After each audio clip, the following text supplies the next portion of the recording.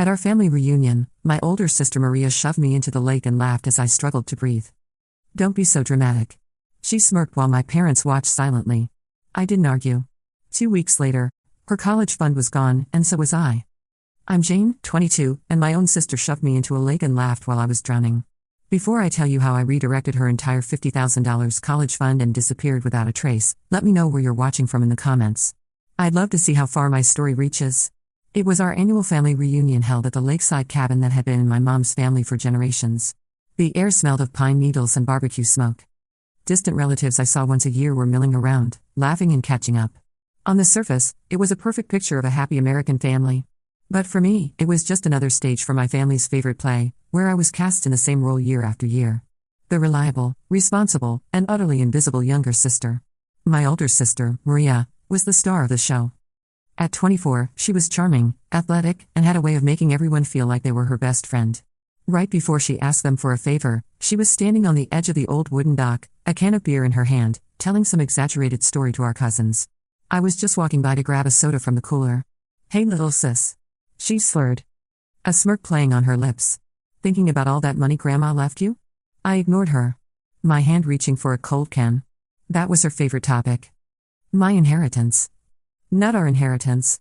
Mine. A fact that grated on my family every single day. "Don't be like that," she said, stepping in front of me. I tried to move around her, but she put a hand on my chest. "You know, you're always so serious. You need to loosen up." And then she shoved me hard. The world tilted. One moment I was on the solid wood of the dock. The next I was tumbling backward into the murky, shockingly cold water of the lake. The cold was a physical blow, knocking the air from my lungs. I came up sputtering, gasping, my hair plastered to my face. My head went under again as I tried to get my bearings. The laughter from the dock hit me before the air did. It was Maria doubled over, pointing. "Don't be so dramatic." She held. My parents, Rebecca and David, were watching from the porch. They were smiling, not trying to help, just watching as I struggled to breathe. A sharp pain shot through my old shoulder injury, and a familiar panic began to grip my chest as the cold water shocked my system. I wasn't being dramatic. I was in real trouble. And in that moment, watching them laugh, I knew something inside me had finally broken. I didn't argue. I didn't yell. I just fought my way back to the shore. My lungs burning. 2 weeks later, her college fund was gone, and so was I. The drive home from the reunion was silent. I sat in the back seat wrapped in a damp, musty towel. The car's air conditioning feeling like ice against my skin. The wheezing in my chest had subsided to a low whistle. A constant reminder of how the cold shock had affected my breathing. Maria was in the front seat, humming along to the radio, occasionally chuckling to herself. My parents were discussing what they needed to pick up from the grocery store. It was as if the last hour hadn't happened. As if their youngest daughter hadn't been drowning while they watched. But for me, that hour was a lifetime. The cold of the lake had shocked my system, but it was the coldness in their eyes that had frozen something deep inside me. It dredged up a decade of memories, a long silent movie of my own life playing out in my head. I remembered being 16, so proud of my car, a beat-up but reliable sedan I'd bought with money from my after-school job. A week later, Maria, who had just gotten her license suspended for speeding, took it without asking and wrapped it around a telephone pole. When I found out, my mother pulled me aside, her voice soft and pleading. "She made a mistake, Jane. She feels terrible. Be a good sister. That money your grandmother is saving for you can cover it. Right?" I ended up paying for the damages. Maria never even said thank you. I remembered my 20th birthday. I wanted to go to a nice dinner with my family. Instead, I spent the night wiring Maria $5,000. She was in Las Vegas with her friends and had, in her words, hit a bit of a rough patch. My dad clapped me on the shoulder when I got off the phone. "That's my girl. Always responsible. Family helps family." My grandmother, my mom's mother, had seen it all. She was a quiet, observant woman who had built a successful construction business from nothing. She saw how I saved my money while Maria burned through her allowance. She saw how I studied for my exams while Maria partied. She saw how I was always the one left to clean up the messes. A few months before she passed away, she sat me down in her workshop. The air thick with the smell of sawdust and varnish. She handed me a heavy leather-bound ledger. "Money is a tool, Jane," she'd said, her voice raspy but firm. "It can build a life, or it can be a crutch for those who refuse to learn to walk. I trust you to be a builder." When she died, she left the bulk of her estate, a considerable sum including investments in property, to me. Maria got a token amount and my parents got the family home and a pension. The will was clear. The money was mine to be managed by me when I turned 22. My grandmother had put her faith in me, not them. And they had never forgiven me for it. The silence in the car was finally broken by my mother. "Jane, honey, are you feeling better?" I didn't answer. I just stared out the window. "Stop being such a baby," Maria grumbled from the front. It was a joke. "Maria," my father said, his voice holding no real admonishment. "But she's right, Jane. You've always been too sensitive." I got home, showered, and went to my room. The chill wasn't just in my bones anymore. It was in my heart. I pulled out my phone and called the only person I knew would understand. Michelle. We'd been best friends since kindergarten, and she'd been a frontline witness to my family's dynamics for years. "They did what?" she said, her voice a low growl after I recounted the story. I could picture her pacing her small apartment, running a hand through her hair in frustration. "They just laughed, Michelle. Like it was the funniest thing they'd ever seen." "I'm coming over," she said. She was there in 15 minutes, a bag of greasy burgers in her hand. We sat in my room, and for the time that day I felt a flicker of warmth. "This isn't just about the lake, Jane. You know that, right?" she said, handing me a burger. I wasn't hungry, but I took it anyway. "How many times have you bailed her out? How many loans have you given them that you know you'll never see again?" I just shrugged, picking at the wrapper. "They're not just taking your money, girl. They're taking your life. They're disrespecting you because they know you'll just take it. You're their safety net. Their get-out-of-jail-free card."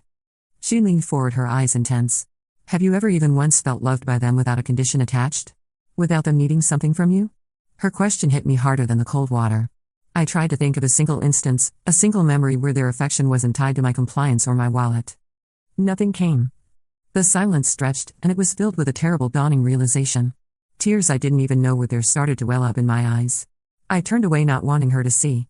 She pretended not to notice. After Michelle left, I found myself pulling out an old photo album. There we were, a family of 4 smiling at Disney World. I was about 10. I remembered that trip. I remembered that my dad had lost his wallet and I'd offered up the $200 I had saved for a new video game console to help pay for the hotel. My mom had hugged me and called me her little hero. At the time, I'd felt a surge of pride. Now, looking at the photo, all I could see was the beginning of the pattern. I flipped through the pages, each smiling picture a lie. Graduation photos, Christmas mornings, birthday parties. Every milestone was tainted by a transaction. A sacrifice I had made that was expected, not appreciated. I closed the album, a profound sense of grief washing over me. I wasn't just mourning the family I had. I was mourning the family I thought I had, the one I had desperately wanted to believe in.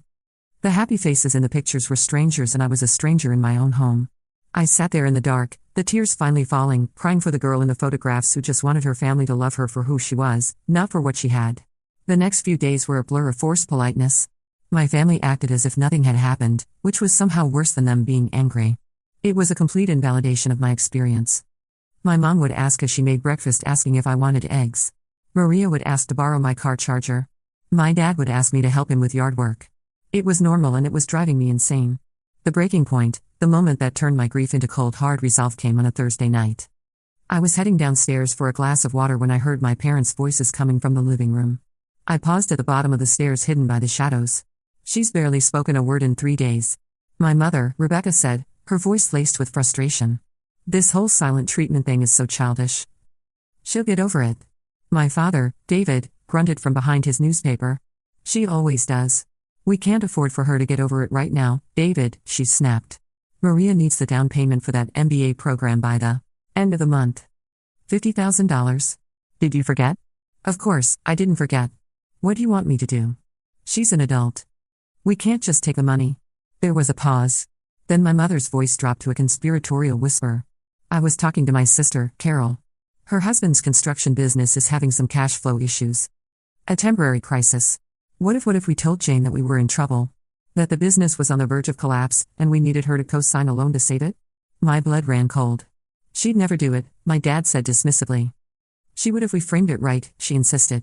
"We make it about family, about responsibility. We tell her it's the only way to keep a roof over our heads. We'll get the loan, give Maria the $50,000, and then we'll figure the rest out later. She has to be responsible for her sister. It's the right thing to do." I felt like I was gonna be sick. This wasn't just casual greed anymore. This was a calculated plot. They weren't just taking advantage of my generosity. They were planning to actively deceive me, to trap me in debt to fund my sister's life. I backed away from the stairs, my heart pounding in my chest, and retreated to my room before they could hear me. I closed the door, my back pressed against it, and slid to the floor. It was one thing to be taken for granted. It was another to be the target of a conspiracy hatched by your own parents. The next day, I tried to talk to my boyfriend, Jesse. We'd been dating for about a year. He was smart, ambitious, and I thought he was on my side. We met for coffee and I laid it all out for him. The lake, the history of financial demands, the conversation I'd overheard. I expected outrage. I expected him to tell me I had to get out of there. Instead, he stirred his latte. A thoughtful frown on his face. Wow. That's a lot, Jane. A lot? Jesse, they're planning to defraud me. Well, maybe not defraud. He said, carefully avoiding my eyes. Maybe they're just desperate and it's just a signature. Right? For family. You don't want to be the one to break up your family over money. Do you think about what people would say? I stared at him. The coffee cup frozen halfway to my lips. What people would say, it wasn't about what was right or wrong. It wasn't about my well-being. It was about appearances. And in that moment, I realized that to him, my inheritance wasn't a burden I carried. It was a feature he enjoyed. The nice dinners, the weekend trips. My financial stability was part of my appeal. My pain was just an inconvenient complication. I have to go, I said, standing up so abruptly that the table rattled. That night, I called Michelle again. I told her everything. The plot. Jesse's reaction. There was a long silence on the other end of the line. Then she said, I know a lawyer, Jane. My aunt used her for her divorce. She's tough and she's smart. Her name is Sarah Blackwood. I think you should call her, not to sue them. Just to know what your rights are. To know what you're up against. She texted me her number. I stared at it for a full 10 minutes before my thumb finally pressed the call button. Sarah Blackwood's office was in a sleek, modern building downtown. It felt like another world compared to my family's suburban home. Sarah herself was in her late 40s with sharp, intelligent eyes and a calm, no-nonsense demeanor. She listened to my entire story without interruption. Her pen occasionally scratching a note on a legal pad. When I finished, I felt emotionally drained, like I'd just run a marathon. She looked at me. Her expression a mixture of professionalism and genuine empathy. Jane, she began, her voice steady and reassuring. Let's be perfectly clear. The assets your grandmother left you are yours and yours alone. You have zero legal obligation to pay for your sister's education, her car, or her lifestyle. The only obligation you have is the emotional one they have manufactured and exploited for years. Hearing it laid out so plainly, so legally, was like a physical weight being lifted off my shoulders. The plan you overheard, she continued, her tone hardening slightly, is not just morally reprehensible. It borders on conspiracy to commit fraud. If you were to sign that loan under false pretenses they created, you would be legally on the hook, and they know that. We talked for over an hour. We discussed options. We talked about trusts and foundations. We talked about boundaries. For the time, I wasn't just talking about my feelings. I was talking about strategy. I left her office feeling different. The grief was still there. A dull ache in my chest. But for the time, it was mixed with something else. A flicker of power, a sense of control. They had pushed me into the lake expecting me to flail and splash and eventually give in. They had no idea I was about to learn how to build a dam. The 2 weeks after my meeting with Sarah Blackwood were the quietest and most intense of my life. On the outside, I was placid, obedient. I went back to being the Jane they were used to. I answered my mom's questions about my day. I let Maria beat me at video games. I even helped my dad clean out the garage. I was playing a role, and I had never been a more convincing actor. Inside, however, a storm was raging. Every polite smile was a mask. Every nod of agreement, a carefully placed chess move. I was no longer a victim reacting to their whims. I was an architect designing my own exit. My move was to test the waters to confirm what I already knew in my heart. One evening at dinner, I let out a heavy sigh. I got some tough news today, I said, pushing my mashed potatoes around my plate. That tech stock I invested a chunk of my savings in took a nosedive. I've lost a significant amount of money. The reaction was instantaneous and telling. My mother's fork clattered onto her plate. What? How much? A lot, I said, vaguely watching their faces. It's gonna take a while to recover. I'll have to be really careful with my finances for the foreseeable future. I saw it. Not a shred of concern for me or my supposed financial loss. Just pure unadulterated panic. My sister Maria's face darkened. You're kidding me. Right? What about my MBA? The tuition payment is due. I'm sorry, Maria, I said, meeting her gaze. I don't think I can help with that right now. What do you mean you can't help? My mother, Rebecca, exclaimed, her voice rising. You can't just be irresponsible with that money, Jane. Your grandmother left it for you to build a future for this family's security, not to gamble away on stocks. The hypocrisy was so thick I could have choked on it. That was the final confirmation. My value to them was not as a daughter or a sister, but as a bank account, a resource. And now that the resource was supposedly threatened, the thin veneer of familial affection was stripped away, revealing the ugly, desperate greed beneath. The next day I began to build my arc. I had several more quiet, discreet meetings with Sarah. We laid out the plan. The $50,000 my parents expected for Maria was sitting in a high-yield savings account under my name. It had always been my money earmarked in my own mind for her education out of a misguided sense of duty. Now it would be repurposed. Sarah helped me draw up the paperwork to establish a private scholarship foundation. It was a simple legal maneuver. I would donate the $50,000 to this new foundation, which would then award scholarships to deserving students in my local community.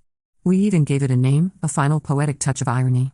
We called it the Wilson Scholarship Foundation. Wilson was our family name. While Sarah handled the legal framework, I handled the logistics of my escape. I had a degree in graphic design and I quietly sent my portfolio to several agencies in a city 3 states away. A place where I knew no one, a place where I could be anonymous. Within 2 weeks, I had a promising interview lined up over Zoom. A few days after that, they offered me a junior designer position contingent on background checks. I accepted on the spot. I found a small apartment online and paid the month's rent and security deposit from a new bank account I'd opened. One my family knew nothing about. I started packing my things late at night, a box at a time, hiding them in the back of my closet. My most treasured possessions. My grandmother's old tools, my collection of vintage design books, the photos of me and Michelle, my real life. One afternoon, I overheard my mother on the phone, her voice tight with stress. She was in the kitchen, her back to me. "I don't know what to tell you, Carol," she was saying.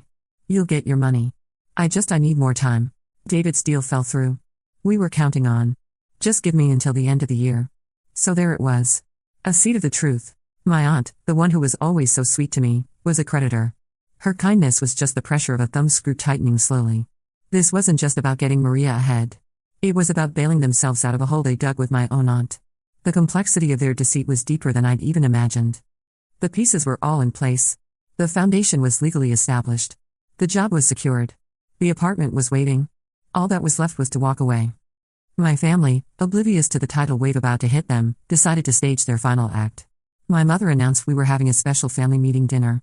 Her tone was artificially bright the way it always was when she was about to ask for something big. She made my favorite meal, roast chicken with rosemary potatoes. The whole house smelled of a home I was about to leave forever. We sat at the dining table, the good china gleaming under the lights. It felt like a scene from a movie, a tense family drama playing out in real time. My father cleared his throat. My mother folded her hands on the table and Maria leaned back in her chair with an air of entitlement. "Jane," my mother began, her voice dripping with practiced sincerity. "We need to talk as a family." I just looked at her, my expression neutral. I'd rehearsed this moment in my head 100 times. "Your father and I, we've hit a rough patch," she said. A single perfect tear rolling down her cheek. "The business, it's not doing well. We're facing a crisis and we're in danger of losing everything." My father nodded grimly, playing his part. "We need your help, sweetheart." We wouldn't ask if it wasn't a matter of life and death. He slid a sheaf of papers across the table. A loan application, just as I'd overheard. They wanted me to be a guarantor for a massive loan using my investment portfolio as collateral. "It's just a signature." My mother whispered, her eyes pleading to save your family. Maria chimed in, the final nail in the coffin. "It's time to be an adult, little sister. Time to take on some real responsibility." I looked down at the papers. I looked at their expectant faces. The desperate hope in my mother's eyes. The stern demand in my father's. The arrogant smirk on my sister's. I saw the whole pathetic, tragic play for what it was and I felt nothing. The anger had burned out, leaving behind a cold, clear calm. I picked up the pen they'd so helpfully placed beside the documents. I held it for a moment. I could see the victory in their eyes. They thought they had won. Then, I gently placed the pen back on the table untouched. I stood up. "No," I said. My voice was quiet, but it echoed in the suddenly silent room. "What?"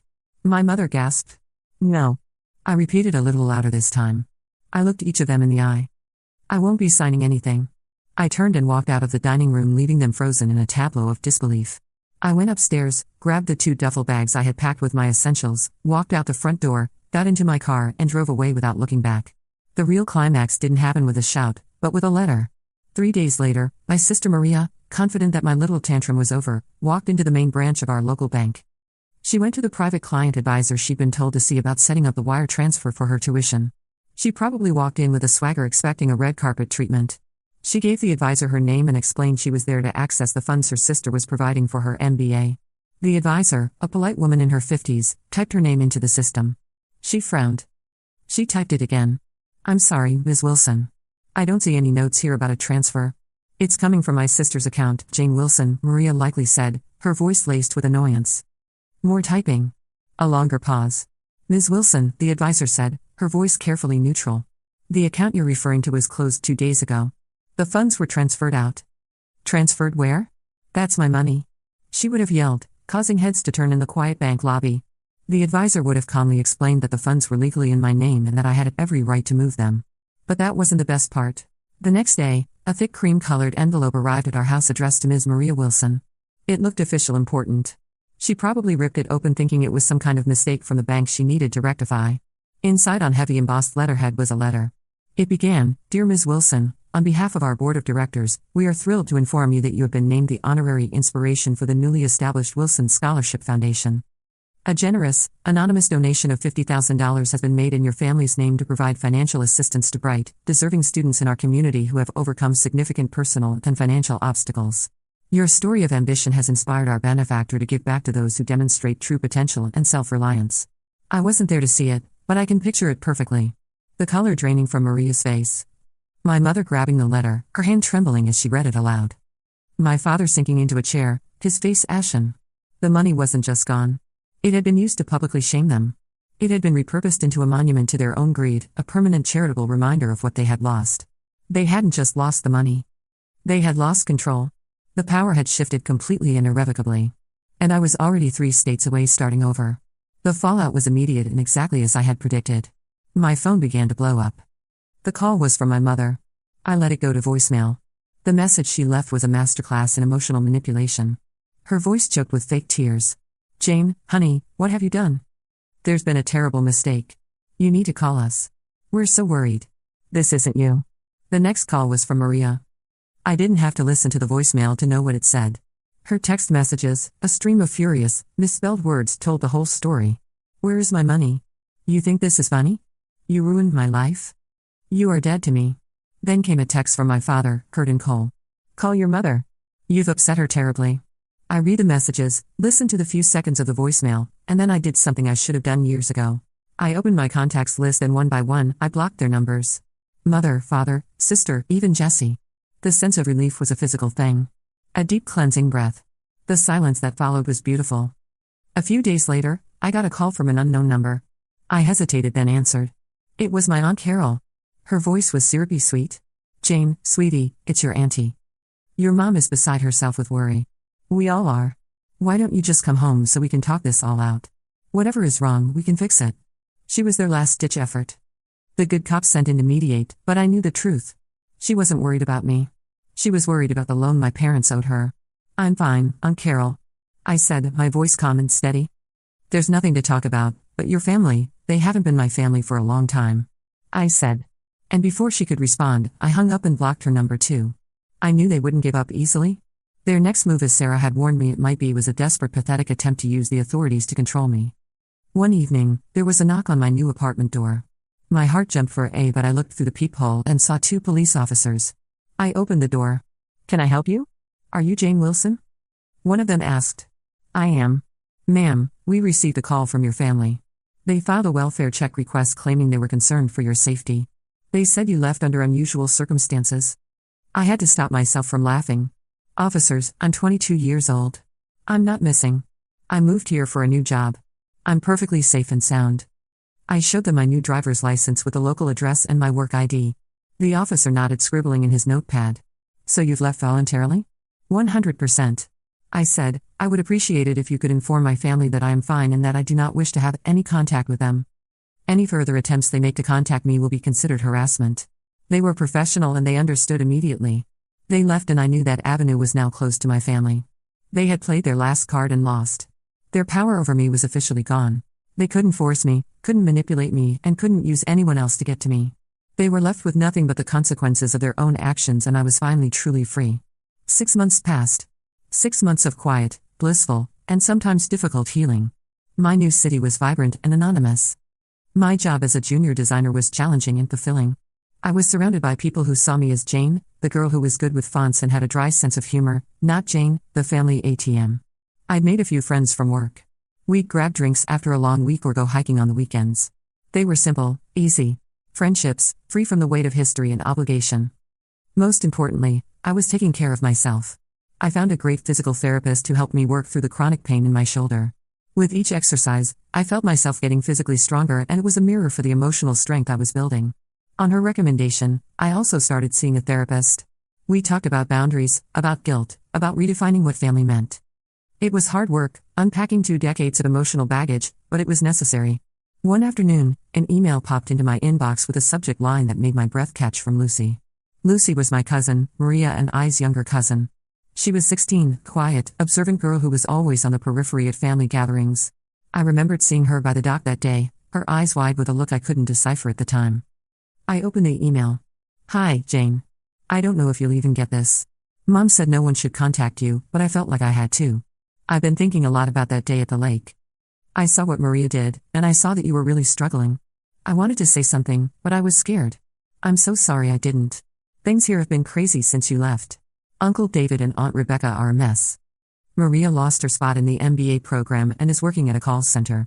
She's angry all the time, but there's something else you should know. The reason everyone was so desperate. I overheard my mom, Aunt Carol, fighting with Aunt Rebecca on the phone. My dad's business really is in trouble. And my mom had loaned your parents a huge amount of money a while ago. She was threatening to take them to court if they didn't pay her back. They weren't trying to get your money just for Maria's school. They were trying to save themselves from my mom. It doesn't make what they did right at all. But I thought you should know the whole story. I hope you're okay. I'm really glad you got out. Lucy." I read the email 3 times. It wasn't a shock, not really. It was a confirmation of the stray puzzle pieces I had already gathered. It didn't change my feelings, and it certainly didn't make me feel sorry for them. Their desperation didn't excuse their cruelty. But it did provide a final clarifying lens on the whole ugly situation. Solidified my decision. I hadn't just escaped from greed. I had escaped from a sinking ship, a vortex of bad decisions and desperate measures that would have undoubtedly pulled me under with them. I wrote back to Lucy a short, simple email. "Thank you for telling me. It means a lot. I'm doing well. I hope you are too." I hit send, and with it I closed the final chapter on my old life. It's been over a year now. My apartment doesn't feel new anymore. It feels like home. The window over my desk looks out onto the city. A landscape of twinkling lights and endless possibility. My shoulder rarely bothers me now. A dull ache on rainy days is all that remains. Last week, another letter arrived. This one wasn't from a lawyer or a distraught relative. It was on simple plain paper, the return address from the local community college. I opened it. It was from a young woman, a nursing student. She was the first recipient of the Wilson Scholarship Foundation. She wrote about being a single mother, working 2 jobs to make ends meet, and how the scholarship meant she could quit one of them and spend more time with her son. It meant she could afford her textbooks without having to skip meals. It meant she could see a future for herself that wasn't just a daily struggle for survival. I don't know who the anonymous donor is. She wrote at the end. But if you ever have the chance to tell them, please let them know they didn't just give me money. They gave me hope. I folded the letter. A genuine unforced smile on my face. The ache in my chest that had been my constant companion for so long was gone. In its place was a quiet, steady warmth. I had spent my whole life believing I had to set myself on fire to keep my family warm. Only to realize they were standing next to the flames complaining about the chill.